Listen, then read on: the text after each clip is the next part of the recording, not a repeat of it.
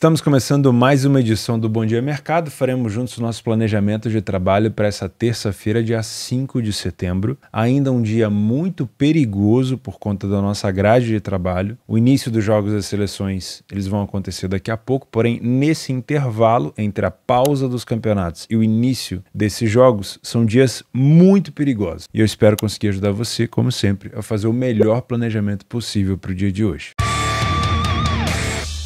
Vamos começar o nosso planejamento de trabalho colocando um pouco a cabeça no lugar. Segunda-feira, estou gravando esse vídeo na segunda, temos pouquíssimos jogos, assim como na terça-feira, que é o dia que você vai assistir esse vídeo aqui e vai trabalhar. É um dia completamente vazio de grade. Por quê? Os jogadores estão saindo dos seus clubes, fazendo uma viagem até onde estão as suas seleções para poder jogar eliminatória da Euro, eliminatória da Copa Africana, vários tipos de situações, tem amistosos, né, no caso da seleção brasileira, que se eu não me engano joga no dia 8. Então nesse percurso, durante esses dias de percurso, a gente tem pouquíssimos campeonatos. Por isso que a grade é muito fraca, tá? Esse ano eu me prontifiquei a vir todos os dias aqui para fazer esse planejamento com você. Antigamente o que eu fazia nesses dias? Tirava folga, né? Não tem jogos das competições que eu trabalho, é dia de folga, dia para não fazer nada. Mas eu me prontifiquei e estou aqui fazendo esse planejamento com você. Não significa que eu vou de fato apostar nesse jogo, mas eu vou fazer o meu planejamento como se eu fosse, tá? E a minha primeira dica para você é data FIFA, principalmente esse intervalo, essa janela, são dias extremamente perigosos. E se você tem essa sensação, esse anseio, esse nervosismo nesses dias para fazer alguma coisa, muito cuidado porque você pode estar muito próximo do vício. E apostas viciam. A gente às vezes não fala tanto isso aqui, mas a aposta esportiva vicia. É perigoso se você não souber lidar com esse tipo de situação, com esse tipo de emoção. Ela mexe muito com isso com a gente. Talvez, por estar aqui há tantos e tantos e tantos anos, muito mais de 10 anos, hoje eu já esteja cascudo, calejado ao ponto de falar, não, hoje eu não vou trabalhar, não tem nada para fazer e vou ficar tranquilo. Mas talvez para você que está começando, principalmente depois de ser bombardeado no final de semana por N emoções, né? Centenas, milhares de jogos, você vive uma segunda, uma terça-feira como essa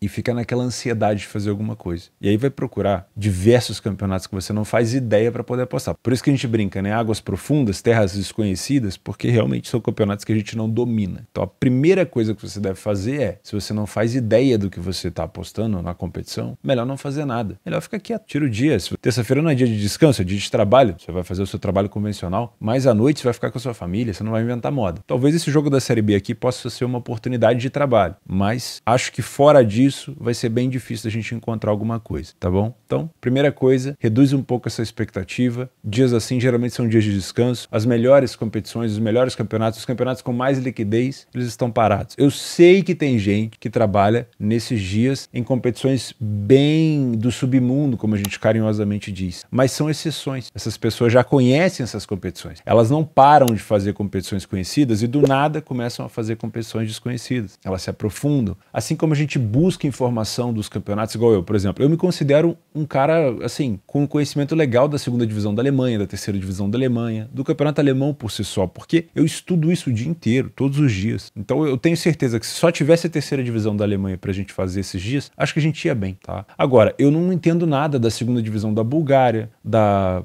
Copa da Dinamarca, que envolve ali primeiras rodadas com times da quarta, quinta divisão. Eu realmente não entendo. Então eu sei que tem pessoas que entendem, mas que estão preparadas para isso. E não você pegar um dia vazio como esse e sair mergulhando nessas competições sem saber praticamente nenhum tipo de característica das equipes, tá? Então, muita cautela, beleza? Se eu não me engano, daqui a 2 dias, no máximo, já tem jogos de seleção. E aí é muito mais fácil, porque é mais fácil de encontrar informação, é mais fácil você saber a escalação, o estilo de jogo da seleção. São jogos que valem, são eliminatórias, então você já consegue ver a necessidade de cada seleção, o que elas vão buscar. E aí fica muito mais acessível, principalmente com a leitura de jogo, porque é muito mais fácil você encontrar uma stream para assistir França e Irlanda, Espanha e Geórgia. É muito mais fácil você ter acesso a esse tipo de streaming para você confirmar na leitura de jogo o que esse jogo vai te apresentar de oportunidade do que uma segunda divisão da Argentina, a primeira B nacional. Então é bem mais complexo. Então talvez seja bem mais fácil. Então daqui a pouco já tem jogos para a gente poder trabalhar com mais qualidade. Não fazer nada também é fazer alguma coisa, né? Escolher não fazer nada também é uma tomada de decisão. E proteger o teu capital em dias como esse, na minha humilde opinião, é uma decisão acertada. Então vamos falar sobre Chapecoense e Guarani. Para dificultar ainda mais o nosso trabalho, no dia de hoje a gente tem 9h30 da noite, né? Vale a pena viver ou fazer um jogo de Série B? É um poema que a gente geralmente declama na sexta-feira. Na terça dá pra acompanhar assim. Mas para dificultar ainda mais a nossa vida, um jogo parelho. 2,50 a cotação da Chape, 3,10 do Guarani. A Chapecoense aqui embaixo é a 15ª colocada e o Guarani é o 6º. Né? Vamos utilizar o nosso PDF de apoio para poder buscar um pouco mais de informação dessas duas equipes. Perceba que a densidade de cores amarelas e vermelhas por aqui indica que a gente vai ter um jogo realmente muito difícil, provavelmente, né? São 3 vitórias da Chape dentro de casa, 3 vitórias do Guarani fora de casa. Um aproveitamento de 23%, muito parecido. O Guarani saiu mais na frente do placar fora de casa, mostra um pouco mais de iniciativa, mas fica sem sofrer gol praticamente na mesma situação da Chape. O ataque é muito parecido em relação a gols marcados e sofridos. O Guarani marcou 11 gols, um a mais do que a Chape, que marcou 10. E as duas equipes sofreram 11 gols. A média de gols sofridos é idêntica. Então eu posso até ter um Guarani melhor qualificado na situação geral, mas fora de casa o Guarani faz uma campanha tão ruim quanto a Chape dentro. E aí talvez a gente tenha que olhar para a Chapecoense com um pouco mais de demérito, porque dentro de casa geralmente é onde você faz a sua força. E a Chape não tem conseguido, pelo menos nos últimos jogos, a fazer isso. No primeiro tempo, a Chapecoense não venceu nenhuma primeira etapa em casa, marcou apenas um gol, foram quase 40% de derrota. Aí eu já tenho um Guarani com mais vitórias, menos derrotas, menos gols marcados, menos gols sofridos e mais gols marcados, ou seja, dá para tirar uma conclusão de que o Guarani, mesmo fora de casa, ele é superior na Chape, ou seja, dá para tirar uma conclusão de que mesmo fora de casa a Chape é inferior no primeiro tempo. E no segundo tempo eu tenho uma melhora considerável da Chapecoense, já tem um crescimento no número de vitórias muito grande. O número de gols marcados passa de 1 para 9. O número de gols sofridos reduz um pouquinho, né? É lógico, um time que tinha tanta dificuldade no primeiro tempo, quando parte para cima no segundo tempo, passa a ter também derrotas, mas já é uma melhora considerável. O Guarani tem um número de vitórias menor, aumenta o número de derrotas e inverte o número de gols marcados e sofridos. Passa a sofrer mais do que a marcar. Então, eu tenho uma Chapecoense igualando e até talvez sendo mais superior no segundo tempo. A Chapecoense tem um grande problema por aqui, que é a quantidade de gols sofridos de cabeça. E o Guarani tem utilizado bastante desse fundamento, seja em escanteios, seja em bolas alçadas na área. A Chapecoense também marca nesse fundamento, mas o Guarani não toma tantos gols assim como a Chape. Mas é bom salientar que esse tipo de situação, em jogos truncados como esse, em jogos parelhos como esse, podem ser sim fatores decisivos, tá? Bola aérea pode ser sim um fator muito decisivo. Se você é trader, esse é um tipo de jogo para não inventar, é um jogo parelho. Se você vai trabalhar na sua bolsa esportiva preferida, eu sempre deixo o link aqui da Betfair para você abrir a sua conta e ganhar um bônus. É minha parceira há longos anos aqui, a Betfair.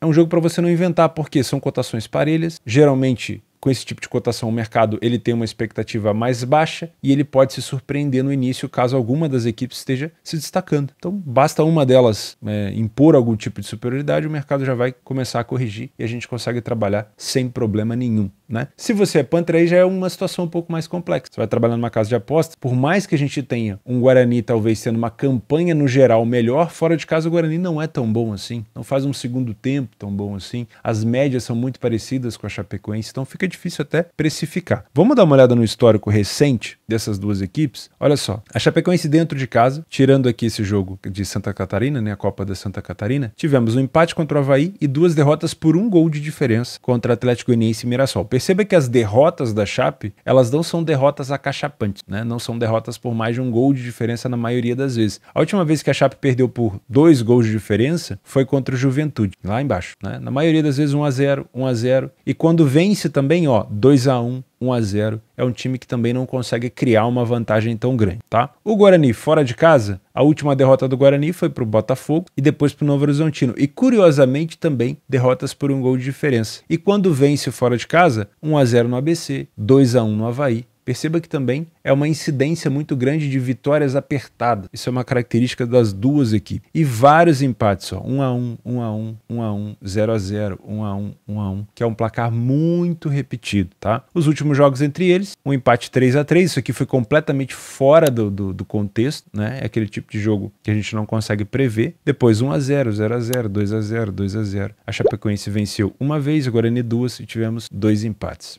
Então é um tipo de jogo com expectativa mais under, isolando aquele jogo 3-3 ali que foi completamente fora da casinha. É um jogo com uma expectativa de ser mais truncado, então talvez traçar handicaps aqui com muitas desvantagens possa ser perigoso. Eu poderia utilizar o momento da Chapecoense, que vem de 3 jogos em casa sem conseguir vencer, para talvez encontrar um favoritismo do Guarani, que vem de 5 jogos fora de casa sem derrota. Mas do que a gente viu de estatísticas do Guarani fora, eu não sei se a gente conseguiria criar um viés de favoritismo. Porque sim, a Chape dentro de casa nos últimos jogos, não conseguiu marcar nos últimos 3, empatou com o Avaí 0-0 e venceu do Ituano por 1-0. O Guarani fora de casa marcou em todos os jogos, nos últimos, venceu o Avaí, venceu o ABC por um gol de diferença e empatou 3 vezes por 1-1. Daria para pensar nessa dupla chance do Guarani pagando perto de 1,55? Tá aqui, ó, o mais 0,5, que é o dupla chance? Daria. Mas será que é o suficiente esse tipo de análise pra gente confirmar que essa é uma cotação boa? Será que não vale talvez uma valorização dessa cotação? Porque por mais que a Chapecoense não tenha feito bons jogos nos últimos 3 em casa, o Guarani, as estatísticas do Guarani também não enchem tantos olhos, tá? Então eu tomaria um pouco de cuidado. Eu tô entre um jogo under, e obviamente um jogo under que já é esperado, o mercado do under 3,5 aqui deve estar baixíssimo, olha só, 1,12, 1,16, 1,13, então talvez um under 2,5, considerando uma pessoa que vai assistir esse jogo ao vivo e vai verificar se de fato nós temos um jogo under, para você permitir essa aposta continuar correndo ou você encerrar a posição. Eu sempre falo para vocês, mesmo um jogo under ele pode desencadear num jogo over, é só ver o último jogo entre eles que foi 3-3, mesmo com uma expectativa mais under. Mas pode ser uma situação, trabalhar um 2,5 e cuidar da posição, se o jogo estiver muito ruim, manter, se o jogo estiver muito bom, fechar, né?